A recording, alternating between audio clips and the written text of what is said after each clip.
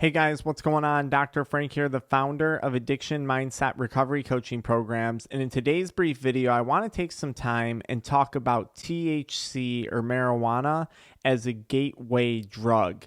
Here at Addiction Mindset Recovery Coaching, we help people quit nicotine, THC, energy drinks, and adult media content. So be sure to subscribe to the channel if you enjoy today's video.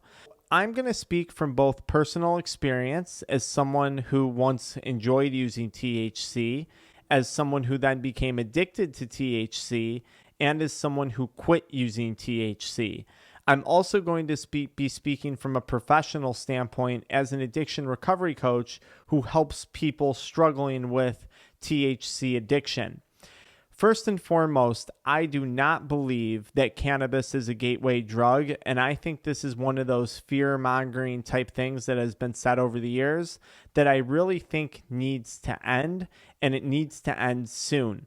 If anything, I would argue what I've seen in my private addiction recovery coaching practice, that people who once maybe struggled with alcoholism, certainly with opioids for pain management, and other addictions, cocaine addiction, amphetamine addiction, THC has actually been a great benefit to many of those individuals when it comes to quitting or coming off of all our drugs. Not only in some cases, maybe it helps with the pain management end of things if we're talking about opioids. A lot of these clients also report that it helps to lessen the withdrawal symptoms.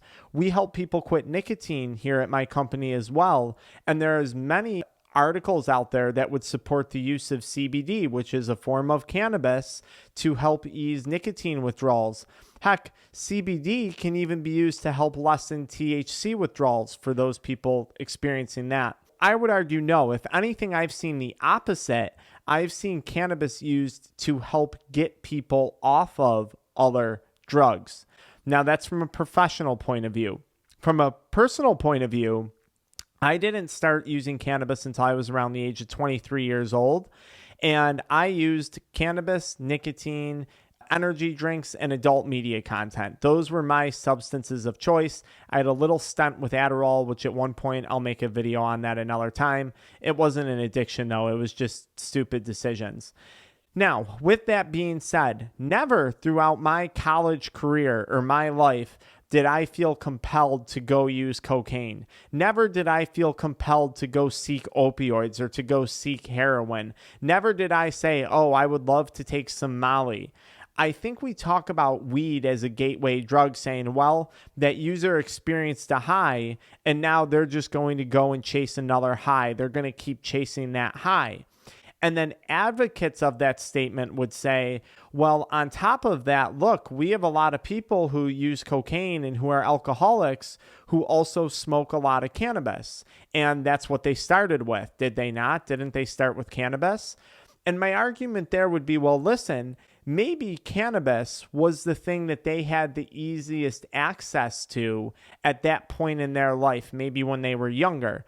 So maybe if they could have afforded cocaine or could have got their hands on opioids and that came first, then would you be saying, oh, opioids are a gateway drug to weed? Oh, you know what I mean? It doesn't make any sense. I think it's just the chicken being weed came before the egg, which is some other more harmful substance. For those reasons, I think it's absurd that we describe weed as a gateway drug. Now, if we're going to talk about gateway drugs and the experience of a high or the experience of a chemical dependence or something like that, I think the conversation should be much more focused on even nicotine, especially now with we got a lot of younger people addicted to vaping who never experienced that nicotine high prior from a cigarette or chewing tobacco, or even more so, I would say alcohol.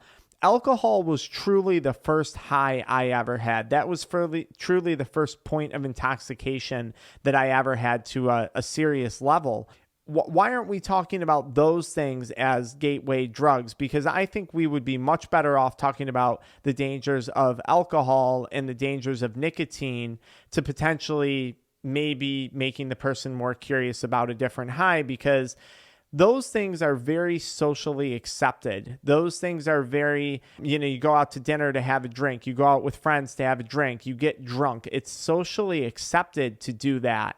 And I think that's much more dangerous than cannabis as far as a gateway substance goes.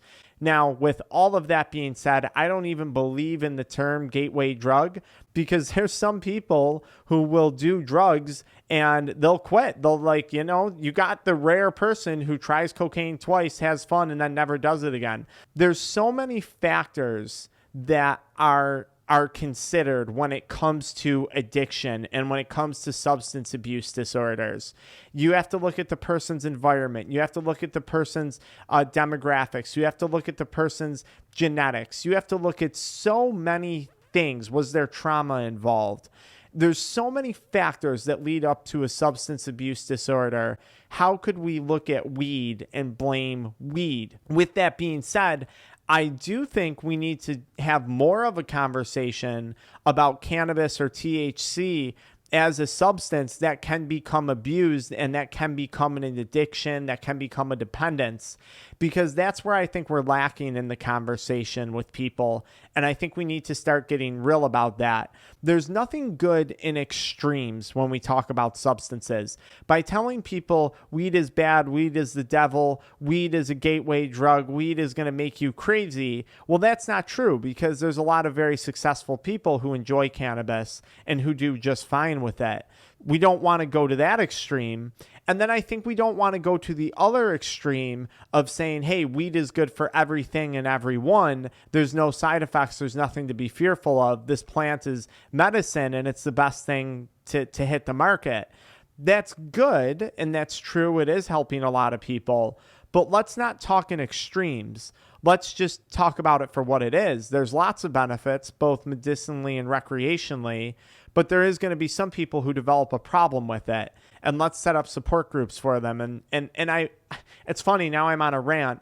I'm waiting for when cannabis recreational facilities and dispensaries and even medical dispensaries and physicians are going to be held accountable to warning people about the potential side effects of THC addiction or THC substance use disorder.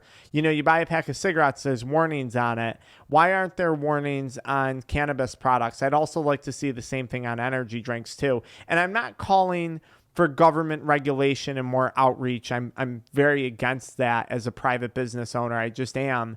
But I am calling for people to just have more of a conversation about this, because I think it's going to be more of a benefit for the 420 movement than a harm to the 420 movement. And I do think there has to be some degree of accountability going forward. I hope this video makes sense. I would think a lot of people out there would agree with me on this topic. Weed is not a gateway drug. I think even the term gateway drug is preposterous. You're either doing drugs or you're not doing drugs. And it just comes down to the user and a whole host of other factors that need to be considered. I'll see you guys in the next video where I talk about the reasons why I quit smoking weed. I'll see you guys there.